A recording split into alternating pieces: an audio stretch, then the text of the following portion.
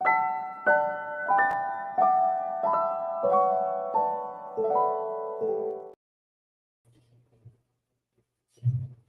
Buddhaya. Hello, Dhamma friends.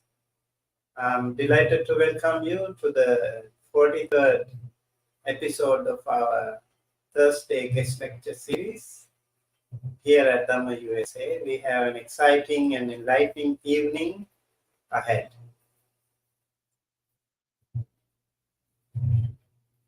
Our lecture for today is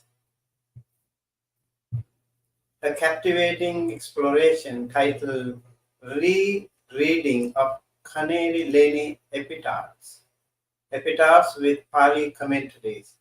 We are fortunate to have with us a distinguished guest speaker, Nutan Ramchandra Pol, who hails from Amrita Vishwa Vidyapeetham in Bangalore, India. This evening, we will embark on a journey deep into history as we delve into the world of Kanheri Leni Epitaphs with Pali Commentaries.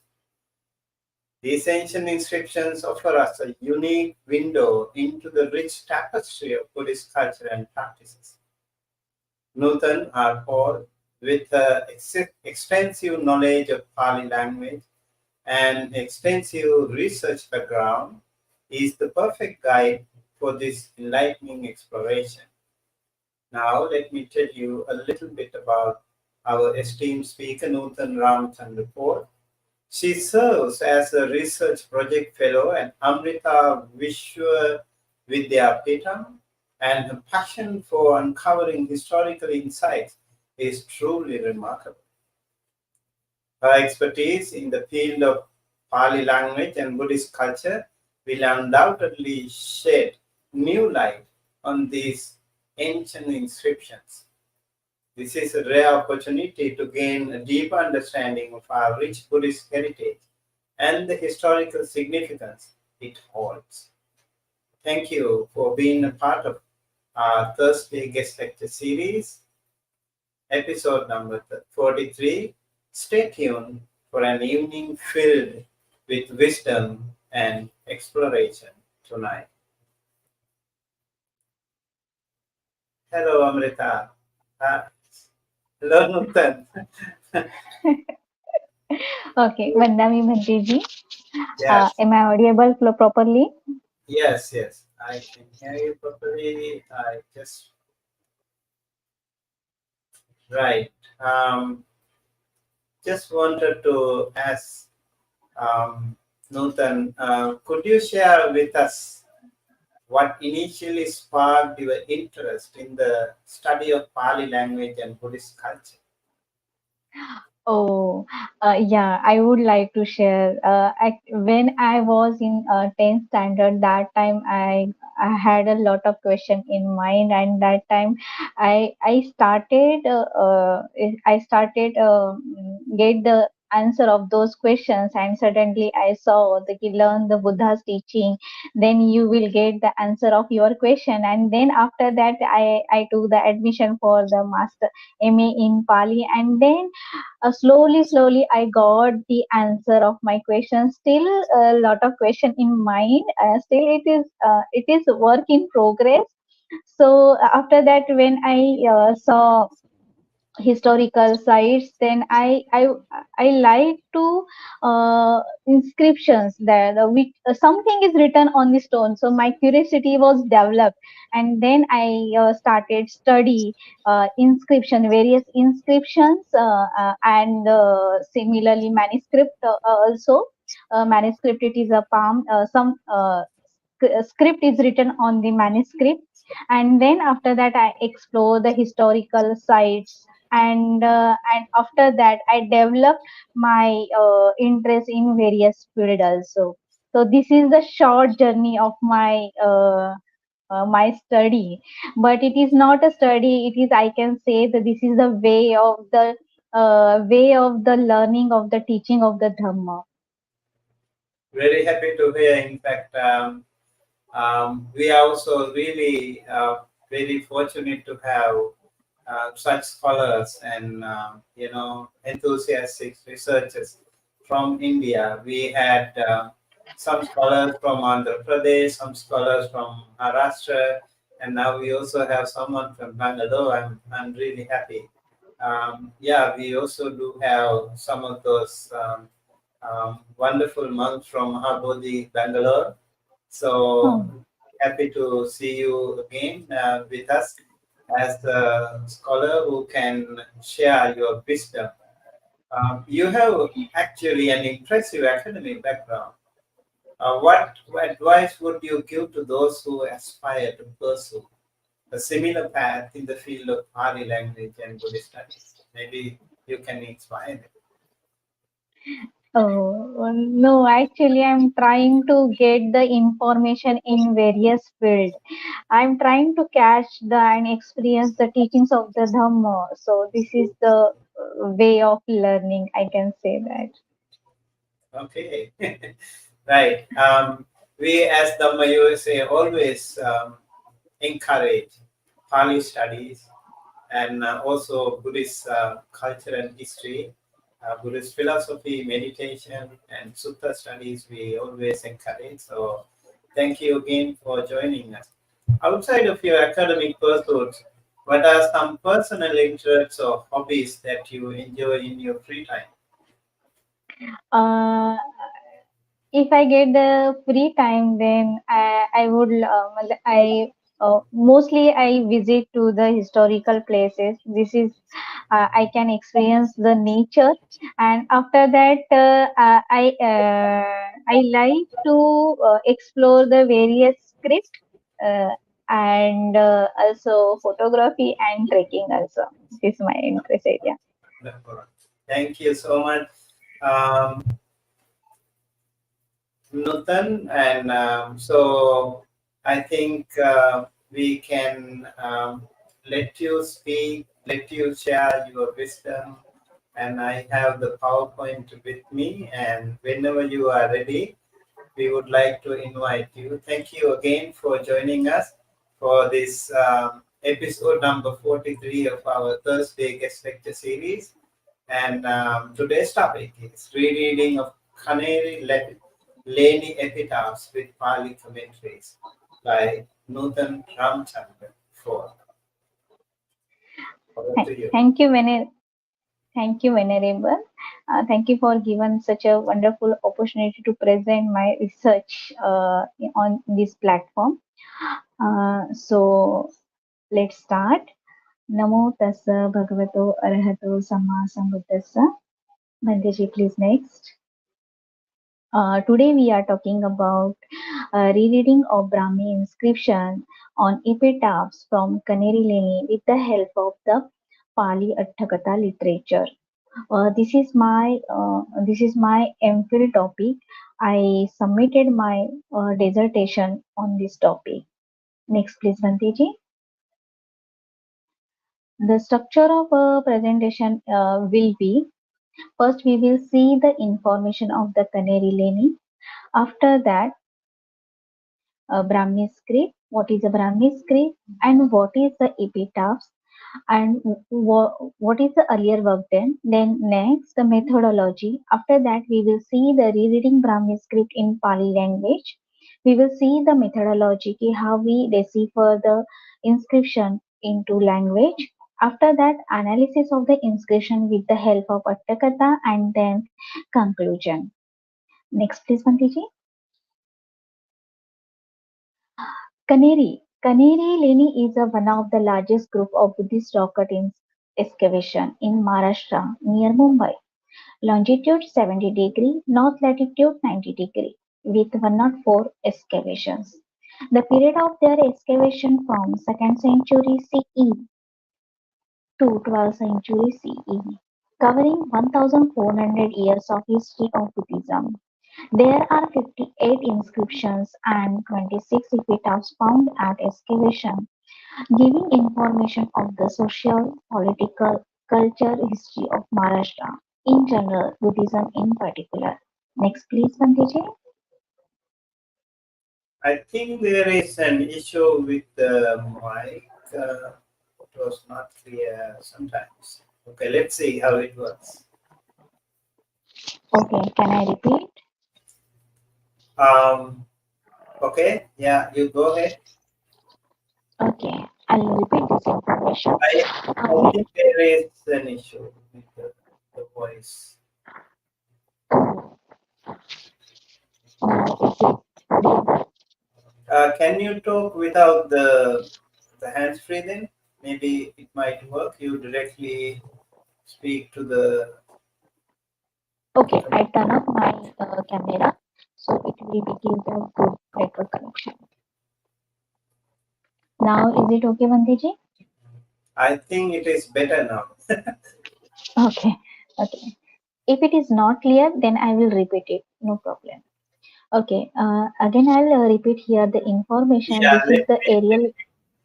let me go to the previous because I don't want our audience to miss your valuable information here. Can you please repeat from here? Yes. Thank you so Okay. much. Thank you so much, Bandhiji. Yeah, Kanheri Leni is the one of the largest group of Buddhist rock cut excavation in Maharashtra near Mumbai. East longitude 70 degree, north latitude 90 degree, with 104 excavation. The period of their excavation from 2nd century CE to 12th century CE, covering 1400 years of history of Buddhism. There are 58 inscriptions and 26 epitaphs found at these excavations, giving information of the social, political, and cultural history of Maharashtra in general and Buddhism in particular. Next, please, Panteji. This is the aerial view of the Kanheri. You can see the red indicator here. Next, please, Panteji. Okay, this is the Maharashtra state, and here in your right hand side, you can see the Kanheri map. This map is already designed in 1881. E.W. West, he is one of the British scholar. He did the map. Next, please. This is the some photos of the Kanheri caves. Here you can see the some viharas, Leni number 3, then a stupa. There are various type of the stupa also. Here, Kanheri, we have three phases of the Kanheri, that is the Hinayana, Mahayana, and Vajrayana. Next, please, Mandeji. Okay, this is the main Leni number 3, that is a Chaitya Graha, and you can see in bottom there is a veranda with a lot of Buddha's image. Here you can see the lot of Avalokiteshvara also, and in your right hand side here you can see the huge image of the Buddha, standing Buddha's image. Next, please. And this is the front view of the Kanheri Leni. Okay, it is a very huge. Nowadays you can see the excavation up to 120s, 20s various types of the vihara. Yeah, next please. And this is the map. This is the map actually originally designed in 1881. Okay, but here I modified with the yellow circle. Yellow circle indicate the inscriptions number. Those who want to study the inscription, they can refer this map. So it will easily study the inscription. Here you can see in your right hand side there are a stupa gallery. Here I have highlighted epitaphs in a red color, and in this area you can in this area it is called as a stupa gallery. Next, please. And this is the Stupa Gallery's aerial view. This map is designed in E.W. West in 1861. First time he excavated this Stupa Gallery. Here you can see the small circle. This small circle, it is the lot of votive stupa. Here he found the 180 votive stupa and the main stupa. Here E.W. West excavated some Jatakas panels, some sculpture panels, not yet deciphered also. So we are talking about this super gallery. Next, please. Okay, so what is Brahmi script? So Brahmi being one of the ancient script of India and Pali being one of the ancient language contain the teachings of the Buddha and related to each other very closely. Much more historical information can be derived from the study of the inscription in Pali language. For inscription are authentic source of knowledge. Here you can see the vowels, consonants, and athakadi. That is some characters and some various consonant in a Brahmi script. This Brahmi script is Ashokan Brahmi script. Next, please. And if you see, this is the Ashokan pillar. This first pillar, it is a Sarnath Ashokan pillar, and here the one of my colleague, he took personally photos, and here you can, if you zoom it, you can clearly see the Ashokan inscription. Ashokan inscription is very clearly, still now it is readable and it is accessible also. Next, please. So here the earlier work done. Specifically in Super Gallery, first time E.W. West, he worked on 1861. He gave the description of some Kanheri tombs. Also, he copies all the inscription of Buddhist Leni temple of Kanheri, and he gave the plan of the all the Kanheri caves also. After that, in 1982, Dr. Shobna Gokhale, she did a work. She she found 26 epitaphs in the in the valley, and after that, V.M. Vani he helped to Dr. Shobna Gokhale to excavated epitaphs. Next, please, Bandiji. So, what is the methodology of this paper?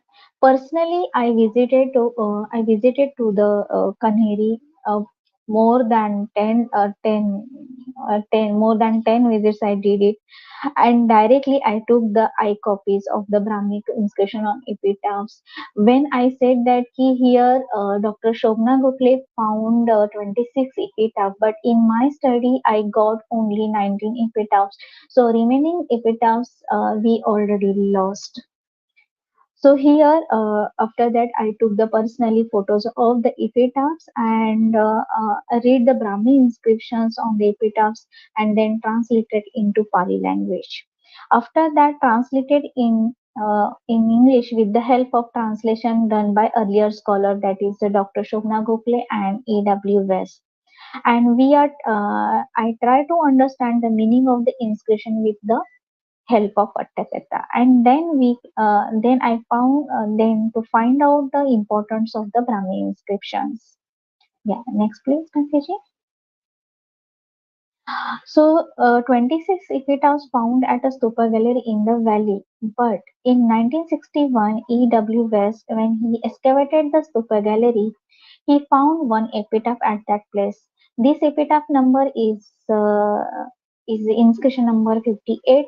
Right now, she mentioned that it is a Prince of Wales of Museum, but today is a Chhatrapati Shivaji Museum at Mumbai, Maharashtra. But when I personally visited to that museum, I didn't found that inscription also. After that, in 1973, when Dr. Shobna Gokhale visited to Kanheri, she said that she found the 26 epitaphs, but in my study, I got only the 19 epitaphs and the 4 are broken. Here, next please. This is a sample of the epitaphs. Here you can see the epitaphs. What is epitaphs? Epitaph, it is an inscription on a memorial stupa. So here in your left hand side, you can see the photos of the epitaph. It is a clay tablet.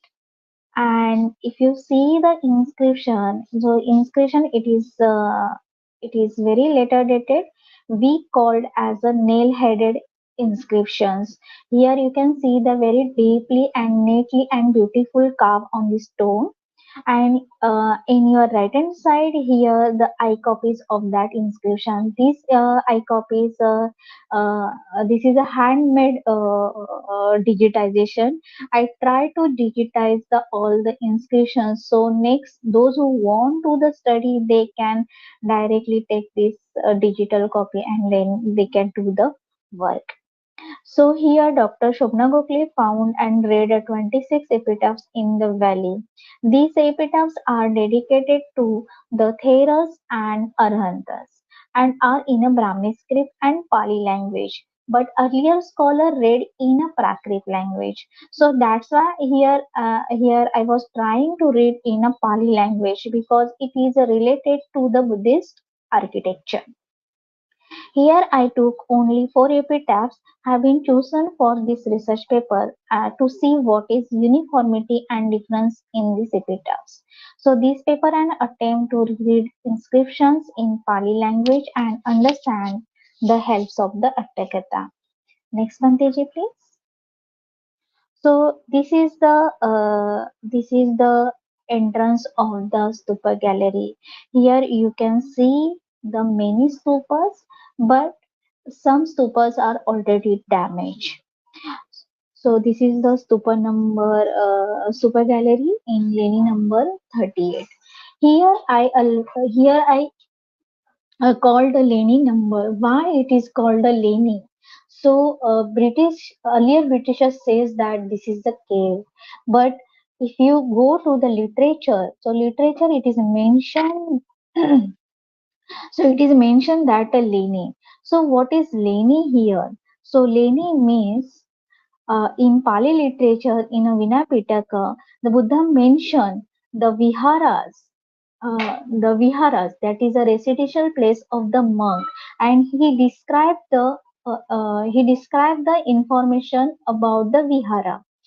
पब्बतं खणित्वा वा पब्बारसं अपहोन कट्ठाणे कुड्डं उत्थापेत्वा व कतसेनासन. It means here they describe the how should how should found the residential place for the monk. Here we can see the Pabharasa, that is the mountain, and Kata Senasanam, that is for the sitting, sleeping, and resting for places for the monk. Next, please, Vanteji. Okay. So when you enter this gallery, in your left hand side, I draw one red circle. In red circle, this is the inscription in the entrance area. Okay, and before inscription here, I show the inscriptions photos and also give the digitization of this inscription. Here you can see the two symbols. That two symbols, it is the foot symbols, that is the footsteps, and it is written as is Parigahitam Gahita. So what is a Parigahita? If you see the architecture's site and if you relate this inscription, then you will understand what is the meaning of the Parigahita. Pari, it is the suffix and it is a complete, and in Gahita it's already completely taken. So what completely taken? So here we got the information that those who have achieved the attainment, that is the place of the parigahita, that is the nibbana vidhi. It means this is the place those who have achieved the nibbana. Next, please, Bhanteji. This is the side view of the stupa gallery. Now this is the side view, and after that, next please, Santeji. In Maharashtra, we found stupa gallery at a fort site. First is a Bhaja Leni, second is a Stupa Pitalkhora, and fourth one is a Thanari. But and sorry, first is a Bhaja cave, second is a Pitalkhora, and third one is a Thanari, and fourth one is the Kanheri. Then what is the difference between three places and the Kanheri? If you see the earlier photo, this Stupa gallery, it is actually it is a brick Stupa gallery, and in these three places we can see that this is a solid rock Stupa gallery. But only the Bhaja have an inscription on the stupas. But in Pitalkhora and Thanara, we didn't find we do not find we didn't find the inscription on the stupa. And in in the stupa gallery of the Kanheri, we found the inscription, but it is not in the stupa. It is a particularly found the clay tablet. Next, please, Mantiji. So, what is the methodology adopted? I already read the methodology of the inscription. For initially, I took the photos of the epitaphs. In your left hand side, you can see the photos. After that, here the right hand side, this is the digitization of the photos. And after that, here the I gave the clay tablet information. This is a clay tablet number 1 and found at the Leni number 38. The size of the clay tablet is 0.15 centimeter into 20 centimeter into 0.14. This is a height and width and area. And the letter size of the inscription is 0.2 centimeter into 0.2 centimeter, and there are the 3 lines. Now here you can see the started portion of the inscription of the first line is broken, and the end of the inscription some symbols actually it is like a open bracket. You can see the 4 types of the four open bracket here. Next, please, Manteji. Okay, so this is the first line of the inscriptions. So what is written here? The first line here, my guide suggested that you have to mention the Roman script. So those who don't understand the Brahmi script, they can easily identify the letter. So the first letter it is a the, but the first letter is already broken. So the remaining the 17, 18 inscription, with the help of that inscription, I identify the first letter. It will be the the. The second will be the Ra, third will be the Nung, then there is some space. After that, and then double Y, and there is a small dot below the Y letter, but it is not visible here. Then space, then the next letter is V, J, Y.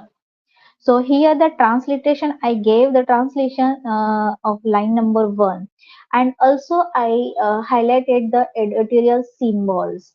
So what is the, I gave the specific, I gave the some information about the editorial symbols that will help to understand the inscription. So slanted 3 line, it means the space. And if you the second word is a young, so I said that there is a dot in on the year letter, but if we have uh, so I mentioned that is again some symbols, and then again space is denoted as a slanted line. Then we will move to the second line. Vandami Bandeji, please next. The second line is say na nang, space, then te, then space, then vi, ja, nang. Then third line. Next, please, Bantiji. Then next place is next line is started with a, r, h, and here the n and t. It is a combination of this letter. Here you can see the conjuncted n and the, and then nung, then space, and then here mention the thu and bh, and then dot on the bh letter, and then ended with the 4 bracket. So what is written here? Okay, if you see this epitaph, there is a no, there is a here we found the space between some words. But earlier, if you see that there is a no space, there is a no comma, so it is very difficult ki where line started and where line is ended. So we will go through that. Next, please. So here the transliteration, and in your right hand side, this is the text. So in line number 1, it is written as The Ra Nang A Yang Vijaya. The second line started with Se Na Nang Te Vijanang, and line number 3, that is Arhantanang Thubang. So it means, if you read in Pali language, so it means Theranang Aya or Ayang Vijay Senanang Te Vijanang Arhantanang Thupang. So here, this line, if you see as a grammar wise, so this line, it is in a plural form, that is a Theranang, Vijay Senanang and Arhantanang, that is a plural form. But Ayya and Thupang, that is a singular form. So here we can mention that the earlier scholar read that this is the name of the Thera. The Thera's name is a Vijay Sena. If he is a singular, then it is not Vijay Sena Nang. So Anang, it is the plural suffix for the letter. So it is not in a singular letter.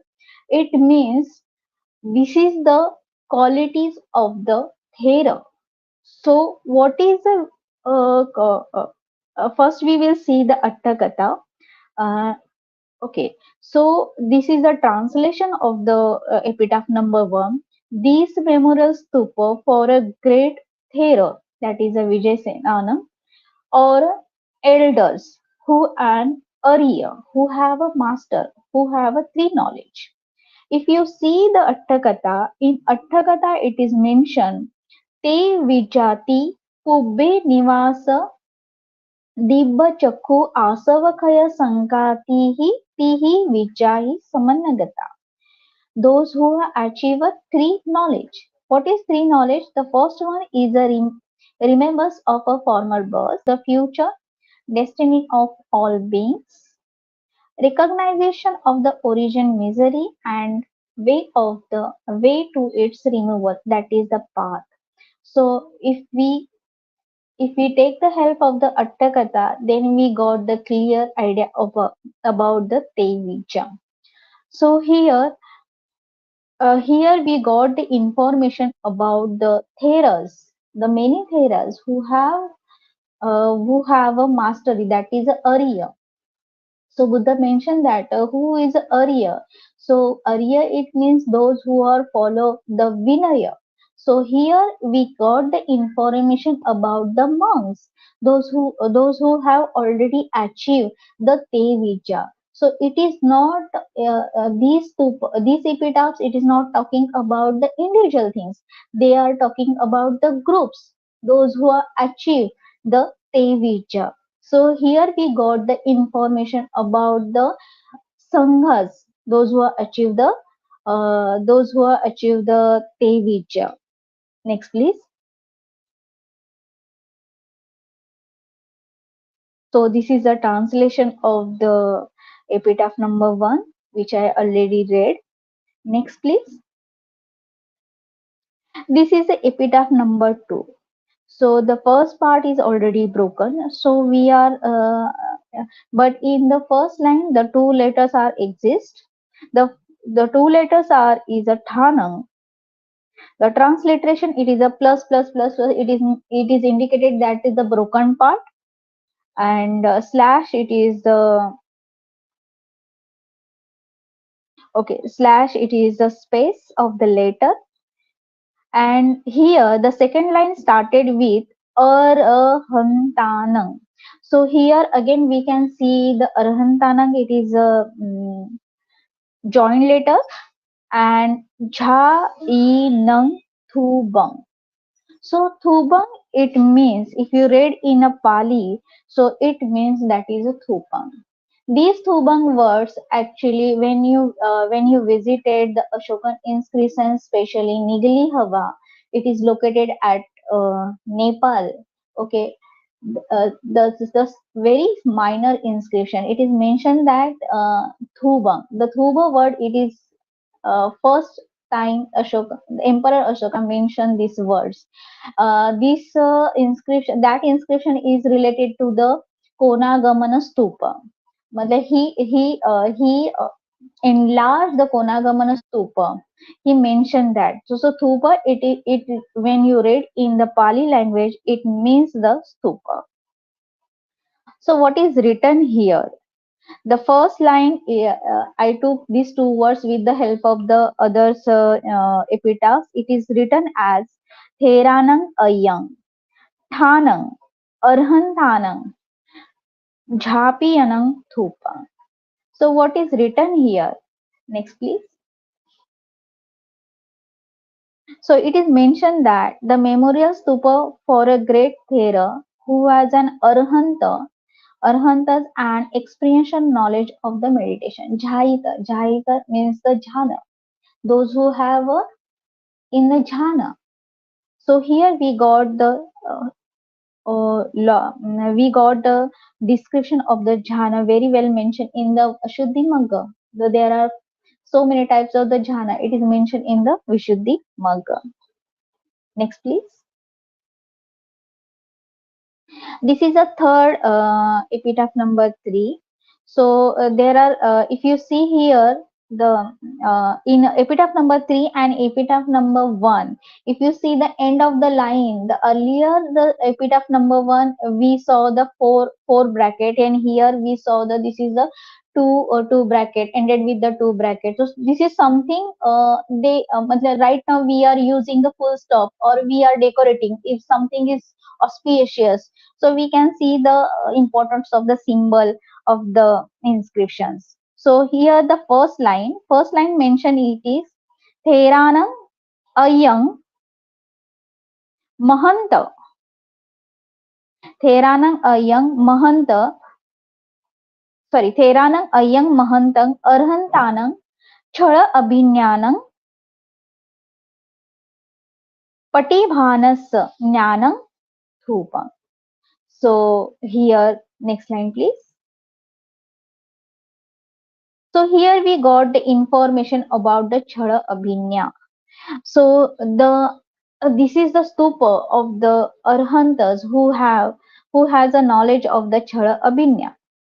So Chara Abhinya means Chara plus Abhinya. Abhinyati, Abhijanati, Abhinyanati, Abhinyanaya, Adhikena, Jnanina, Jnanati, Atho. It means the higher knowledge with the continuous practicing, developing more knowledge, higher knowledge. Here the Atthakatha gave the terms of the Abhinya as a special knowledge or supernormal power. So here we got the information of the Atthakathas. Next, please. And this is the last epitaphs here. These epitaphs you can see very broad and neatly engraved, and it is clearly see here. Though the first line, it is the Theranang Bhadanta Damanang Anagaminang Tupang. So here we got the information about the whose Theras got the who got the Anagamis. They have already Anagamis. Here we got the information. Yeah, next please. So here the translation of the epitaph number 4. Those who this Thera, one who has achieved, one who has reached to the stage of the non-returning yam, that is the Anagami, who has tamed all his senses. So what is the Damanam? So Damanang, it is very important. So Damanang, it means the Damoti and Indriyan Damanang, taming all senses. So it is mentioned in Khudak Nikaya in Jatakatta Katha. It is mentioned that the meaning of the Damana. So if we analysis of the all epitaphs, so what is written in all epitaphs? So next please, Bhanteji. So if we study the 1 to 26 epitaphs, so we got the information that this epitaph started with the Therana. So it means this inscription dedicated to the all the Theras, all the elder monks, and also the second word is mentioned, that is Arya. So Arya means one who have attained the higher knowledge. And again, in epitaph number 6, it is mentioned that is a Ti Palaka. So Ti Okay. Tilokapalaka. So Tilokapalaka, if we see the Attakatas in Visuddhi Magga, there is a one chapter that is a Cha Anusati. That in Cha Anusati, if we go through the Buddhanusati, it is mentioned that Buddha have a knowledge of the Tiloka. So and Buddha have the knowledge of the Thiloka, that's why the Buddha's called the Thiloka Raja. It is already mentioned in the Attakatha. And after that, in epitaph number 7, it is mentioned that Iddhi Balana, those who have a supernatural power. And Uh, 9, it is mentioned that a Sanghananda, but it is not the name of the Thera. It is a typo here. It is the name of the Thera. It is the actually adjective of the all the monks. It is clearly mentioned that it is not a particular about the name. Why I am saying that it is not a particular about the name? Because those who have achieved the Nibbana, they don't have uh, they don't have a atta bhava. They already they already gone from the atta bhava. So why they mention the name of the Thera? So it is clearly mentioned that it is the adjective of the all the sanghas, and ended with the all the inscription, that is arhantanam anagaminam. So this is the fourth and third phala. So this is the analysis of the all the epitaphs. Now here the one puzzle that earlier we saw the stupa gallery. In stupa gallery we saw 100, almost 150 votive stupa. So why only 26 epitaphs found there? If it is a 100 stupas or 150 stupas, then we it should be there the more than 100 epitaphs there. But if we see the text as a grammar, so all the inscriptions, all the sentences are written in or inscribed in a plural form. It means they are not mentioned the particular name of the monks. So it is the qualities of the sanghas. That's why here we got the information, because earlier scholar mentioned that that is the name of the sangha. So still we have to work a lot. So what will be the conclusion here? Why do we have to reread the inscriptions? So earlier the inscription were read as if in the Prakrit language and not in a Pali language. But when we read it into Pali language with the help of the Attakathas, the inscriptions are more clear and understood with the intention they were inscribed for. When we study the Brahmi script, we study about the culture. That is, we can see here the why super gallery built there. So here we got the information about the all the sanghas, the qualities of the sangha. It means they practice the vipassana. They were the practitioner monks. Here we got the information, and we got the historical aspect also. However, we can learn much more than this. These epitaphs are a rich source of literary evidence. According to the style, writing style and methodology, one can understand the social economic condition and moreover the evolution of preservation of the Dhamma. Chirang Tittatu Saddhamma. Thank you so much.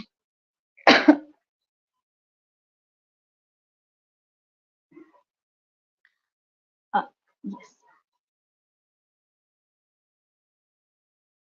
Yeah.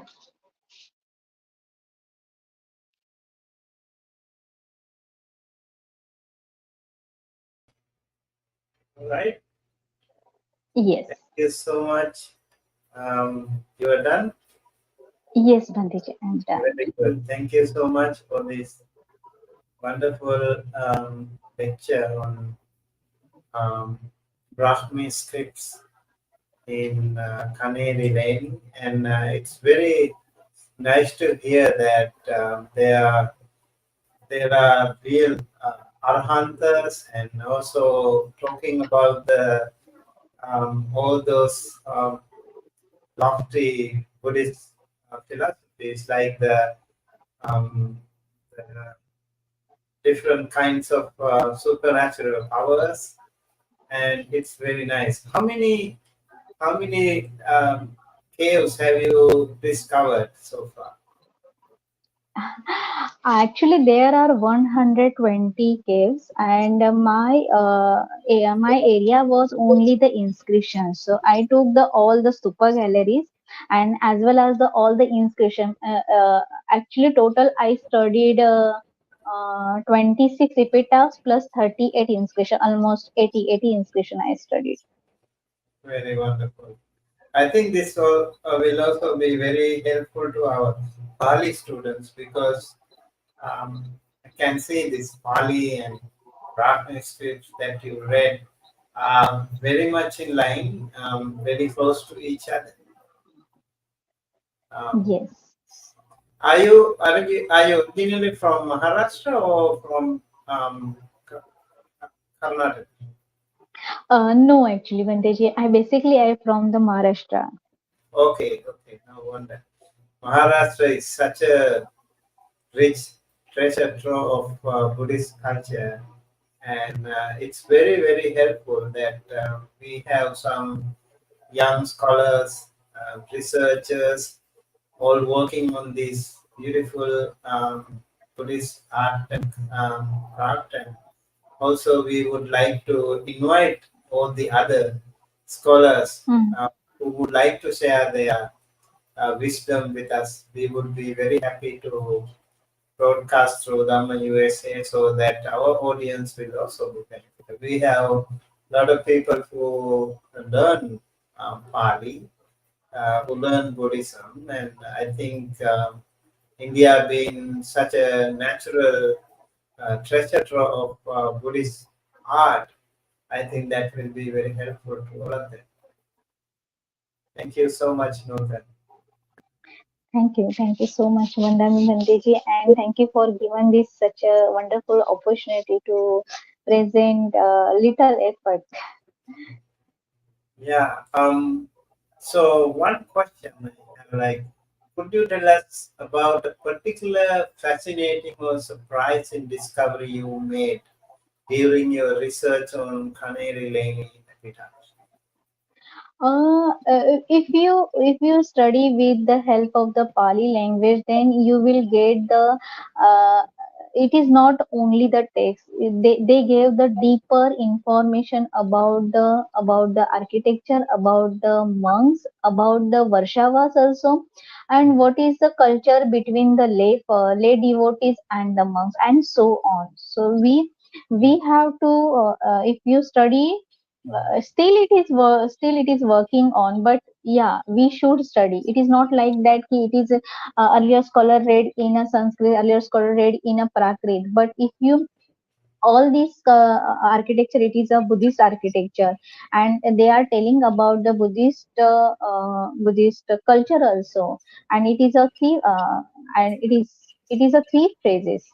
Okay, so why this inscription is written, why it is something, why it is so important. If you take a help of the Pali literature, then we got the more information, more deeper insight through it. Okay, very nice. I know, like many of our audience will be very happy to learn more from you, but I think for now we don't have many questions. Maybe I can ask you one more thing. Like for those in our audience who might be new to the subject, could you Mhm. explain the role and importance of Pali commentaries in understanding these ancient inscriptions? Okay. So Pali commentary, it is mentioned. For example, I stuck with the one word, that is nyaya. Hmm. In a Sangha Vandana, it is mentioned that ki Nyaya Patipanno Bhagavato Savaka Sango. So Yeah. in Marathi, sorry for that, in Marathi, the Marathi scholar translate as a Nyaya. So Nyaya, it is like justice. So I Okay. was wonder ki why it is justice. Why it is justice? And when I go through the Atthakatha, it is a Nyaya Titi Nibbanu. So I got the information about the Nibbana. I mean, these sanghas are seeking for the Nibbana, not for the justice. It gives a more deep idea if you take the help of the Attakatha, because Attakatha is talking about the Buddha's Dhamma briefly. So it is the essence of the teachings of the Buddha. So if I am only, I gave the information about the that is the Nyaya, but there are so many technical words. If you go through the dictionary, so dictionary also didn't give that much reference. If Hmm. you refer the Attakatha, it will give the more information. Hmm. Yeah, normally Nyaya Patipanno means the wise conduct, right? So Hmm. Nyaya is related to Jnana, not Nyaya. Nyaya is the Hmm. Sanskrit word. So I think Jnana is the word, not Nyaya. Probably Jnana in Sanskrit. That will be Yeah. a better corresponding word for Nyaya. Yeah, Nyaya is definitely related to wisdom, as you said. It is more maybe the interpretation that you found. Some people who have written it as Nyaya. Yeah, Huh. yeah, Nyaya could also be theory. But it is Nyaya Patipanna is, I think it is more to do with the wisdom, knowledge. Yes. Jnana. Yes. Mhm. Interesting. Yeah. So Pali Arthakathas are really helpful and in understanding, in further understanding the difficult terms of the suttas, right? Like the Hmm. certain Pali terms when you read in the suttas, when you read maybe for a beginner, it will be very hard to understand what these suttas say. With the help of the Arthakathas, you can really get a more elaborate idea. So Atthakathas and then the Tikas and the Tippanis and all that commentarial, sub-commentarial and sub-subcommentarial literature are really, really helpful. So we would like to invite especially our young Buddhist scholars to learn more about it because we don't have many Atthakatha translations right now. So Hmm. mostly we do have translation in Sinhala, I know, but we don't have the translation of English. We are actually working on this translation also with wikipali.org, where we Hmm. are also working on the translation of Atakatha, Pali Atakatha. And apart from that, I think maybe in traditional Buddhist countries like Thailand, Myanmar, Cambodia, Laos, probably they have the Atakatha translation. Do you have it in India? Do you have the Hindi translation or Marathi Uh, translation?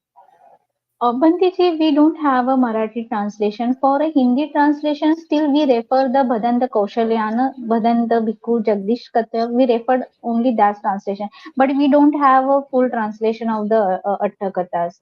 Only we rely on the English translation done by the PTS, that is the Pali Text Societies. Mm.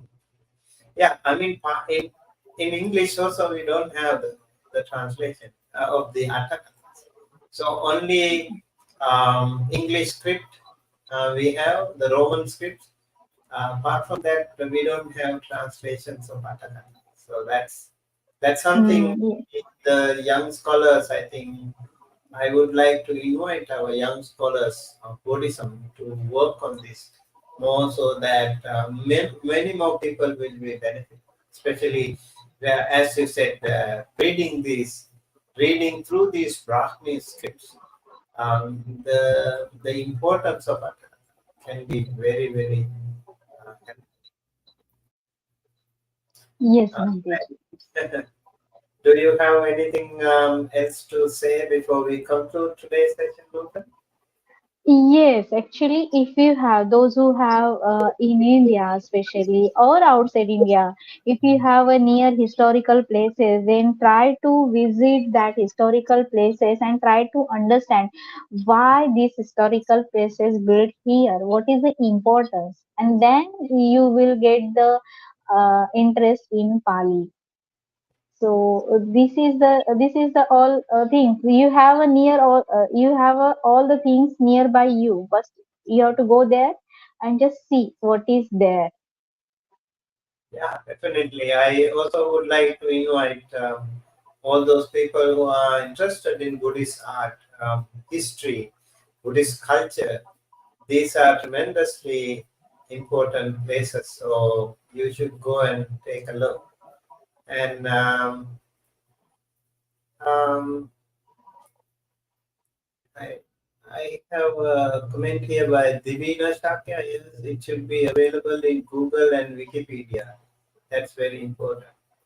Um, Yeah, it should be available, but right now we don't have. Atakatha literature is such an extensive literature, so it's much more than the original Tipitaka. I think it's part of the Tipitaka though, but Atakathas are very important for us to work on further understanding the uh, yeah literature. Thank you so much, Ananda Chakra. Narayan, very studious presentation and speech. Thank you. And also we do have a lot of people who joined today, Julie, Piangi, and some people from Facebook, Sud, and other people, and also appreciate everyone's participation. Yeah, I would like to invite you go explore these wonderful treasure troves in Buddhism, in traditional Buddhist countries, in India.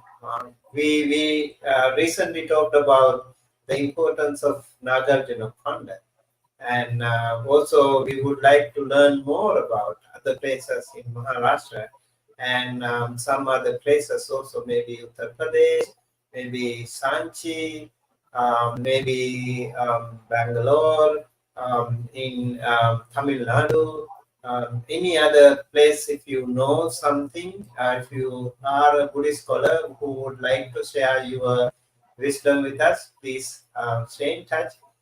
Do let us know. So we would like to invite you for a guest lecture like this. Yes, thank you so much, Nutan Pol, again. And what an enlightening and enriching evening it has been. We embarked on a captivating journey through the ancient world of Kanheri Leni Epitaphs with Pali Commentaries, guided by the expertise of our distinguished speaker, Nutan Ramchandra Pol. Nutan's Thank insights have opened our eyes to the depth of Buddhist culture and practices hidden within these historical inscriptions. We've had the privilege of rereading history and gaining a deeper understanding of our rich heritage. I want to extend a heartfelt gratitude to Nutan for sharing your knowledge and passion with us tonight. Your dedication to the field of Pali language and Buddhist culture is truly inspiring, and we are fortunate to have you as our guest today. Thank you, Nutan. Thank you so much, Venerable, giving this such wonderful opportunity in this platform. Yeah, definitely, I would like to share my knowledge in your series. Okay, so I'm happy to come again here. Yeah, thank you. And yeah, you will definitely be invited again whenever you are ready. Please do let us know. Yes, yeah, I think we have another comment by Divina Shakya Vandana Bhante. It should be done under supervision of Bhikkhu Sangha to preserve Buddha Sasana. Kids today are very smart. We should utilize their knowledge. Yeah, that's why we definitely need the help of our young scholars and also definitely from the monks. And I think there are a lot of wonderful scholarly monks in traditional Buddhist countries. For example, we do have quite a large number of Buddhist universities in Sri Lanka, in India, in Thailand, in Myanmar. They should be exposed about these things because traditionally we visit, those Buddhist places, traditional Buddhist places, but we hardly take a look at these ancient Buddhist caves. I myself have missed out these traditional Buddhist caves in Maharashtra. I would definitely like to pay a visit next time when I visit Asia. And again, thank you everyone for this opportunity. Do Yes, you- Vandami Bhante. Sorry for interpretation. But actually, when you come, yeah, please visit to the India. It is very rich heritage to see the footsteps. So please yeah, visit. I was there actually in India, 10 years in Delhi University. So, but I still couldn't visit some of those ancient caves. Probably next time I would like to cover these places. And yeah, thank Yes. you for this enlightening guest lecture today. And also, we would like to um, express our gratitude, our wonderful audience. Thank you for joining us on this intellectual adventure. Your curiosity and engagement are what make events like these truly special. We appreciate your presence and your thirst for knowledge. We would like to invite all of you to be a part of this journey. And please stay in touch with us and do let us know if you have any research paper or if you are a Buddhist scholar or even a Buddhist practitioner. If you want to say something, this avenue, this window is for you. And on Thursdays, we invite the lay Buddhist scholars and practitioners. And also on Sunday, we would like to invite more Buddhist monastic members to share their wisdom for the benefit of our community. As we conclude this 43rd episode of our Thursday guest lecture series, I want to remind everyone that the quest for knowledge is a never-ending journey. Let's tonight insight serve as a catalyst for your own explorations into the world of Dhamma. In the spirit of unity and shared knowledge, learning, let us continue to come together on Thursday evenings to enrich our minds and deepen our understanding of the teaching of Dhamma. The path to wisdom is illuminated by the collective pursuit of knowledge. With that, I invite you all to stay tuned for our future Thursday guest lecture series. We have many more engaging topics and inspiring speakers lined up, and we look forward to having you with us again. Until then, may your journey be filled with insight, compassion, and the light of wisdom. Thank you and good night. Thank you once again. Vandana. Thank you.